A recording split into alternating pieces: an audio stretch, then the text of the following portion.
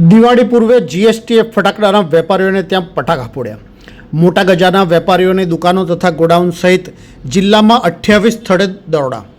લાખોની કરચોરીની આશંકા। દિવાળી પર્વ આડે અઠવાડિયાનો સમય બાકી હોય તે પૂર્વે જીએસટી વિભાગે ફટાકડાના મોટા ગજાના વેપારીઓની દુકાનો તથા ગોડાઉનો સહિત જિલ્લામાં 28 સ્થળોએ દરોડા પાડી દિવાળી પૂર્વે કરચોરીના પટાકા ફોડતા લાખોની કરચોરી થયા હોવાનું જાણવા મળ્યું છે। પ્રાપ્ત વિગતો અનુસાર આગામી સપ્તાહમાં દિવાળી પર્વના પ્રારંભ થતા પૂર્વે આજે જીએસટી વિભાગ દ્વારા ફટાકડાના વેપારીઓના કરચોરીના પટાકા ફોડતા શહેરના 3 મોટા ગજાના વેપારીઓના વ્યવસાયિક સ્થળો સહિત ગોડાઉન ખાતે મળી જિલ્લામાં 28 જેટલા સ્થળોએ દરોડા પાડી લાખોની કરચોરી પકડવામાં આવી હોવાનું જાણવા મળ્યું છે।